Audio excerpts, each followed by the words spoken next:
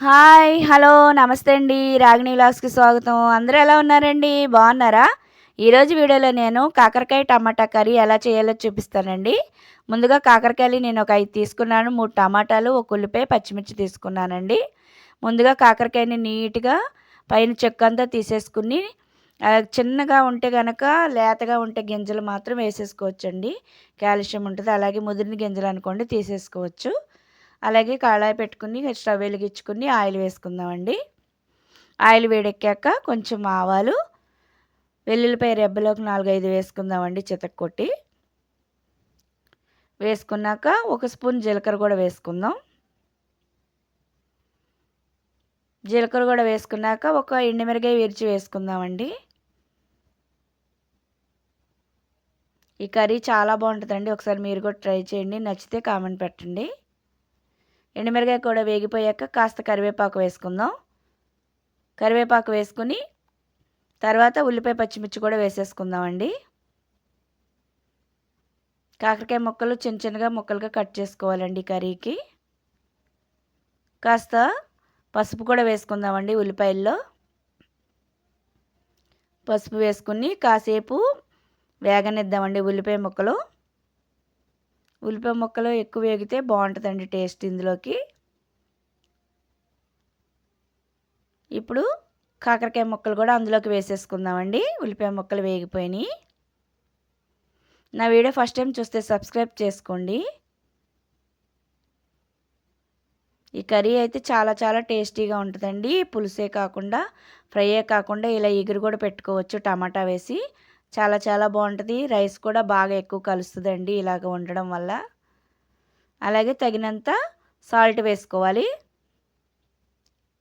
Salt వేసుకుని కాసేపు మూత పెట్టి మగ్గనిద్దామండి ముక్కలన్నిటిని.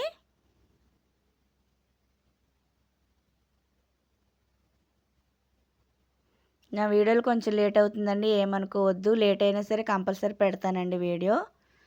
నా ఛానల్ సబ్స్క్రైబ్ చేసుకున్న వాళ్ళు ఉంటే సబ్స్క్రైబ్ చేసుకుని నా ఛానల్ ఫాలో అవ్వండి.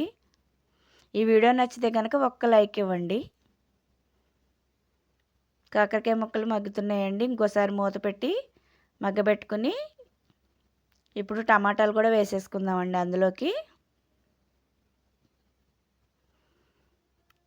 కొంచెం కాకరకాయ ముక్కలు పక్కకు తీసుకుని మధ్యలో వేసుకుంటే టమాటాలు త్వరగా మగ్గుతాయండి ఆయిల్లో వేసుకుంటే.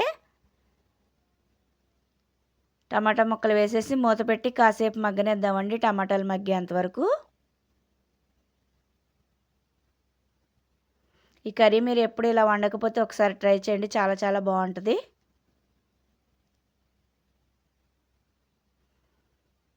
ఒకసారి గరిటతో మొత్తం తిప్పేద్దామండి. ఇప్పుడు తగినంత కారం వేసుకుందామండి.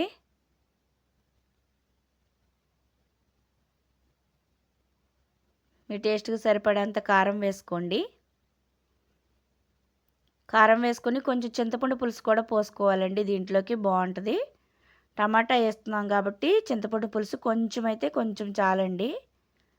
3, 4 స్పూన్లు వేసుకుంటే సరిపోతుంది పులుసు. అలాగే వాటర్ కూడా కొంచెం పోసుకోవాలి. ఎక్కువ వాటర్ పులుసు పోయకూడదండి ఇగురికి. కొంచెం అంటే కొంచెమే, వీడియోలో చూపిస్తున్నాను చూసారా అంత సరిపోతుంది. కొంచెం వాటర్ కూడా పోసేసుకుని మూత పెట్టి కాసేపు మగ్గనిద్దామండి. ఆయిల్ సపరేట్ అయ్యేంత వరకు కర్రీని ఉడకబెట్టుకోవాలి.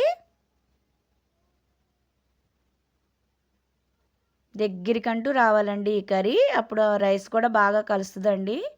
కొంచెం కూరకే బోలెడు రైస్ కలుస్తుందండి. అలా అంత బాగుంటుంది టేస్ట్ కూడా.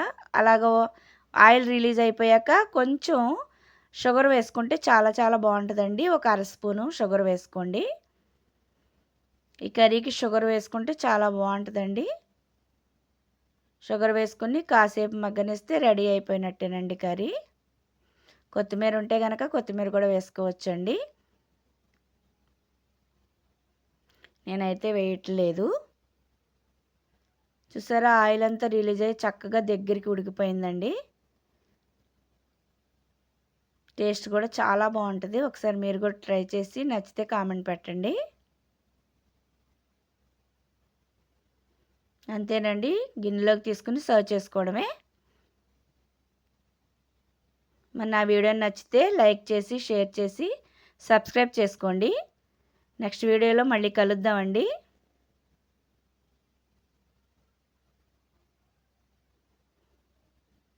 ఉంటానండి. బాయ్.